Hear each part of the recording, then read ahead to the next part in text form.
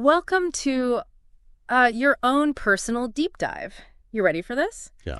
Today, we are going to be tackling something a little bit unexpected. Oh, The Bible. okay. Specifically, 1 Corinthians, Interesting. chapters 5 through 7.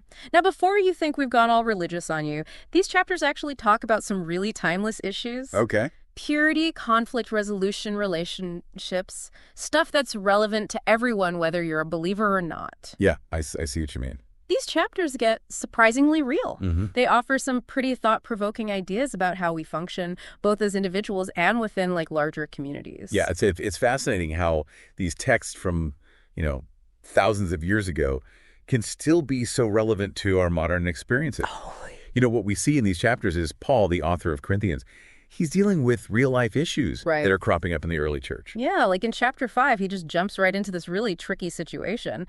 A man is living in what Paul calls sexual immorality. But what's interesting is that Paul's concern isn't really about pointing fingers or judging the guy. Right. He's more worried about the potential for this behavior to impact the entire community. I see. He uses this really vivid analogy.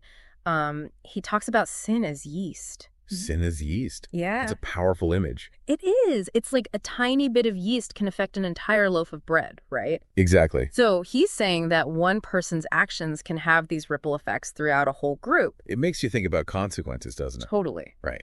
So what does this whole sin as yeast idea mean for us today?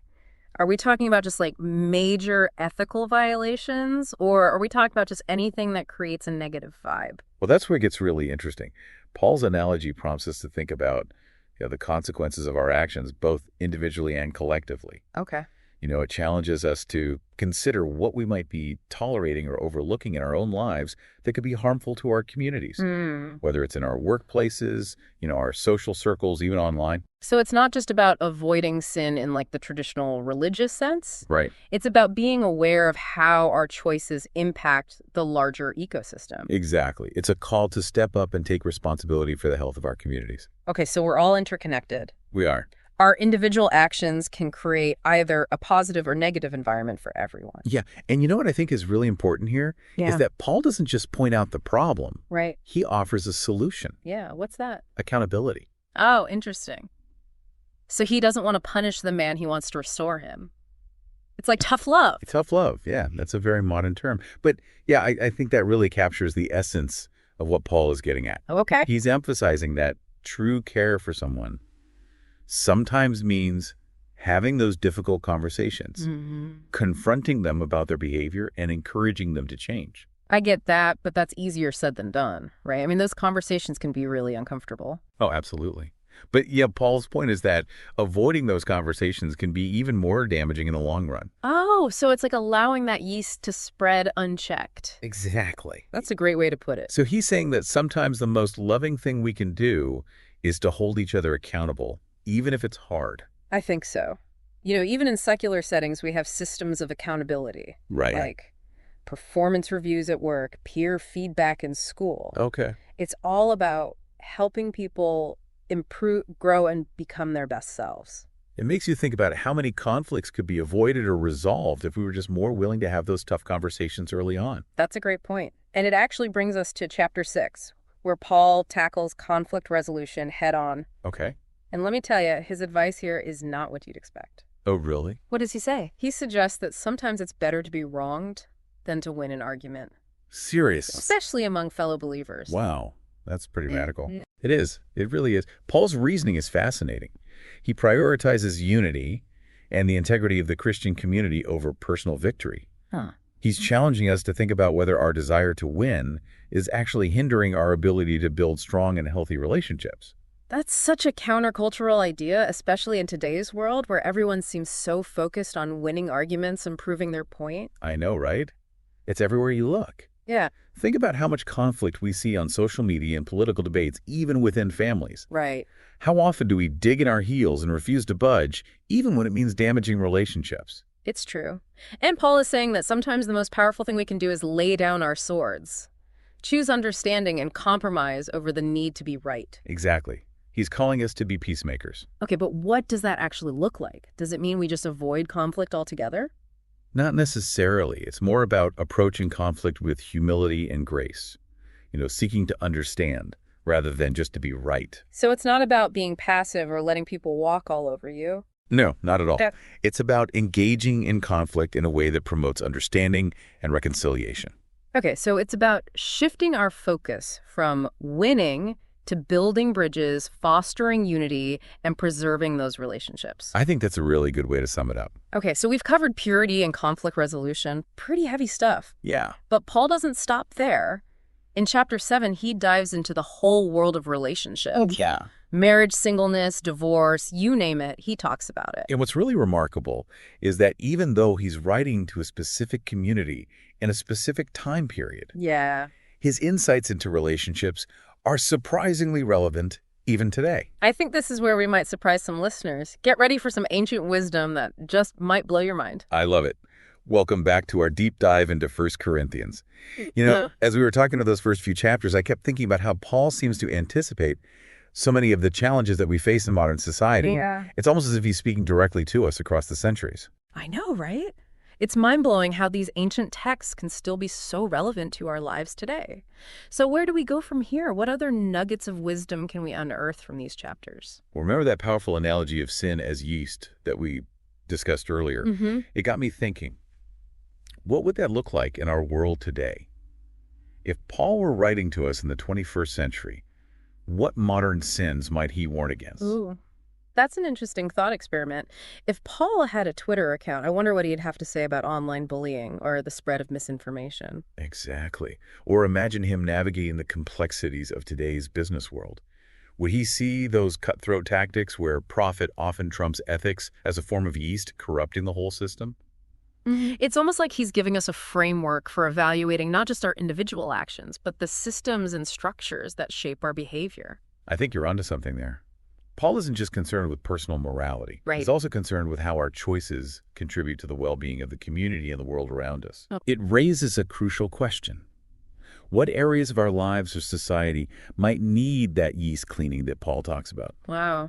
You've just opened up a whole new dimension to these chapters. It's not just about avoiding certain behaviors. It's about cultivating a sense of responsibility for the common good. I need a moment to process this. It's a lot to unpack for sure. And remember, Paul isn't advocating for a purely rule-based approach. Right. He's not giving us a checklist of do's and don'ts. Okay. It's about a transformation of the heart, a shift in our values and motivations. Oh, it's not just about what we do, but why we do it. Exactly. Our actions should stem from a place of love, compassion, and a genuine desire to make a positive impact. Precisely. And this applies to everything, not just the specific situations Paul addresses in these chapters. Okay. Whether we're having online discussions, making business decisions, or just interacting with our families and neighbors, we have a responsibility to act with integrity and consideration for others. It's like Paul is giving us a set of principles that we can apply to any situation. A framework for ethical decision-making that goes beyond just following rules. I couldn't agree more. It's about embracing a way of life that reflects love, grace, and a deep concern for the well-being of others. It's a challenge that's as relevant today as it was in the first century. You know what's striking me? I'm starting to see how these chapters can be so much more than just a historical document. They offer this timeless framework for thinking about how we live, how we treat each other, and how we can contribute to a better world. You've captured it perfectly. It's about cultivating a heart that seeks justice, loves mercy, and walks humbly, recognizing our interconnectedness and striving to make a positive impact. This has been incredibly insightful. We've explored the historical context, unpacked some key themes, and even dared to imagine how Paul might address our modern world. But I think it's time to shift the focus inward now.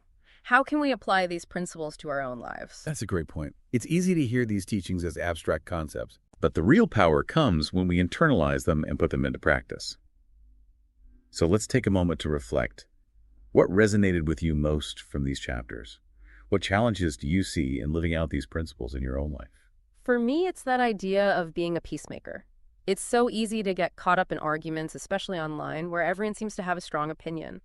But Paul's words remind me that sometimes choosing understanding over winning is the more compassionate and ultimately more effective approach. That's a fantastic example, and it highlights how these ancient principles can provide guidance even in the most modern dilemmas.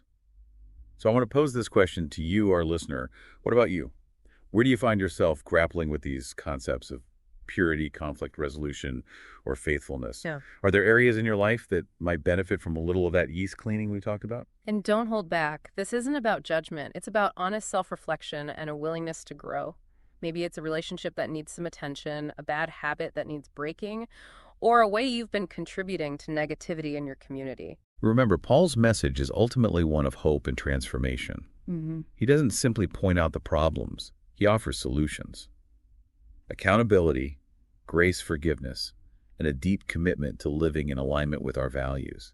These are the tools we can use to cultivate growth, both personally and within our communities. It's so encouraging to remember that we're not alone in this journey. We have each other, we have the support of our communities, and we have the guidance of our own inner wisdom and values to help us navigate these challenges. Beautifully said. So, dear listener, as we wrap up this part of our deep dive, I want to leave you with this challenge. Yeah. What is one concrete action you can take this week to live out the principles we've discussed? Maybe it's having that difficult conversation you've been avoiding or committing to, being more mindful of your online interactions. Remember, even small changes can have a ripple effect. It all starts with each of us. It's true. We have the power to create a more loving, just, and peaceful world. One interaction, one decision, one step at a time. But we're not done yet. In our final segment, we'll explore even more deeply how these principles can be applied to our daily lives, and we'll offer some practical tips for putting them into practice. Okay, we are back for the final part of our deep dive into 1 Corinthians chapters 5 through 7. It's been quite a journey. It has. It really has. From ancient church issues to modern sins, and that whole challenge of being peacemakers in a world that often feels like it prefers conflict. It's amazing how, these texts written so long ago can still speak to us with such clarity and relevance. But I think it's time now to bring it all home. Okay. How do these principles translate into action, into tangible changes in our lives? Exactly. We've explored all the ideas, we've thought about the questions, but now it's about taking action, putting these insights into practice. So for you, what resonated most from these chapters? Where do you see opportunities for personal growth? I think it's important to remember that Paul's message isn't about achieving some kind of unattainable ideal of perfection. Okay. It's more about embracing a process of growth. Right. Of constantly striving to align our actions with our values. As we've been talking, I was thinking about a time when I really struggled with this whole peacemaker thing. Oh, really? Yeah, I got into this really heated debate online. Oh, I've been there. You know how it is. Everyone's an expert behind a keyboard. Right. I was so focused on proving my point that I totally forgot about the person on the other side of the screen. It's so easy to get caught up in the heat of the moment, especially in those online spaces where things can escalate so quickly. And afterwards, I felt terrible. It was like that sin as yeast analogy in action. Wow. My negativity spread and created this toxic cloud. It took some serious soul searching to realize that my need to be right had actually caused harm. It's a powerful lesson, though, isn't it? Sometimes our desire to win can just totally blind us to the impact we're having on other people. Totally. It was a wake-up call for me. It made me realize that being a peacemaker isn't just about avoiding conflict. Right. It's about approaching these disagreements with empathy. Yeah. And a willingness to at least try to understand different perspectives. It's not always easy, though. No, it's not. It takes practice, intentionality, and, willingness to just let go of our egos. So for our listeners who are thinking, okay, this all sounds great, but how do I actually do this? What advice would you give them? How can we start putting these principles into practice in our everyday lives? Well, I think it starts with self-awareness. Take some time to reflect on the areas where you might be struggling. Are you quick to judge other people? Do you find yourself getting defensive or argumentative? Are there relationships in your life that could use a little bit of mending? It's about being honest with ourselves, recognizing where we might be falling short, and then being willing to do the work. And it's not about beating yourself up. Right. It's about approaching those areas with a spirit of grace and a desire to grow. Okay, so it's okay to start small. Yeah. Maybe commit to being more mindful of your words, both online and offline, or make a conscious effort to listen more and judge less. Exactly. Even those small changes can have a ripple effect. Right. Just think about how different our communities would be if everyone committed to doing just one act of peacemaking each day. That's a great point. It's inspiring to think about all the potential for positive change.